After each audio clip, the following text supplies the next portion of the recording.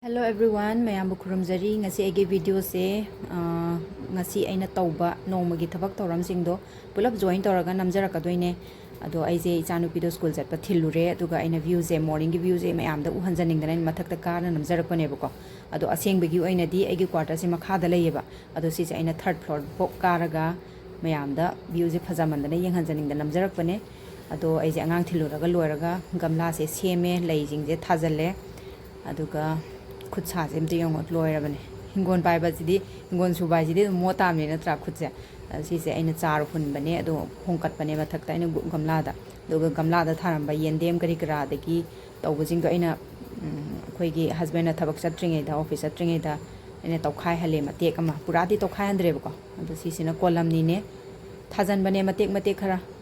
sisu leiraga aina char thaba do nahan aina video da utkhiba do adu video da yawba chano do ne ba ko yendem amubi yendem adigi kolam ni char ka dune ba aina thajalabane ba sise hingonda aduga sida su pan do aina torbot utiga tawbada aina pan len thalaga tawi habdo adu dune ba sisina adui pan duna chawkhala ine ba len thalaga chawi habdo len thatpane aduga hingon su baloraga imung da leiba aina indoor plant thaba singdo adugi mu makhong somba khotpa mana apat palok thokpa khotpa khara tawjare aduga loiraga aise Janupi loba chatluraga halaga magi chana na ba ina chicken ke se taw ga thongbire do akem tha hapa ga thong mana tresi madi ina kogi south indian style da koina chicken fried hai tare ko moi kari pata ga hapa ga taw dai nong madum video semjare ke si gi su yam hawi ko moi ki smaina taw ga masala pun pra totlaga khotlaga taw se yam hawi do ai su nong ma sigi video ma semjare ke mayam yengbiyo yam di hawi Smaina koi maru marang sura khotla hapchalaga saina ngauraga cham sem hawi bako adu boneless chicken ne aina ngaujari sina le chanupi gi khwai pamjaba favorite dish hai tare south indian gi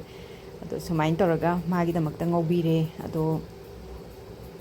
aina thongbagi ngasi gi recipe du ta di aina hapchadrabane ngasi gi aina di adu sida leire mathel kangau sina koi gi nongmang khaga mangan ga toraga kangau am ngaujare khajing ga toraga khajing ga koi gi nungsa ayairaga phauhallaga thumyak bidawi taap te tawbam am leidaine adu dune bako aduga hapaga ngaubune sisu nongma e recipe semjarake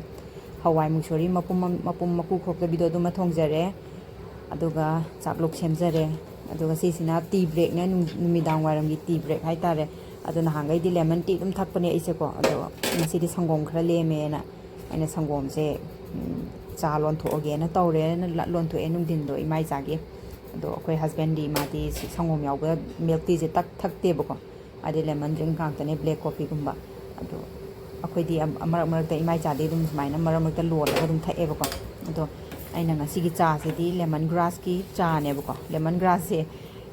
green tea oina di thaknei dana ko ado aina lemon grass hapaga si cha koi gi milk tea je sembane ba ado aina noma dum ucharake do si su yendem amu bane asa aina garden da thadok pudu adugi garden da thadok pudu gi aina makhok to khara segai hoba hai tare maka segai hoba e kangchoi char su hawe am health benefit leiba pambi makhalamane mayam ju thabiyo ko adu cha loire adu cha si lon gano loraga chanupi hokdok pirani ma ngakang rest tawbune ko ma exam tawri ba jikse online class tawrambane do exam half yearly exam tawrena ma ngakang to pothan bane ado aina asidi milk tea oina pitha again ibani gi sembane ado madi hogatri ai hana tha again tawbane aduga loijare tu sida leire cha yam hawe khogi magi aroma se yamna refreshing oiba manam ama chen bai tare mayam ju thakpiyo lemon grass hapaga ko ya ngasi gi oina di matang sida loisinjarage thank you for watching my video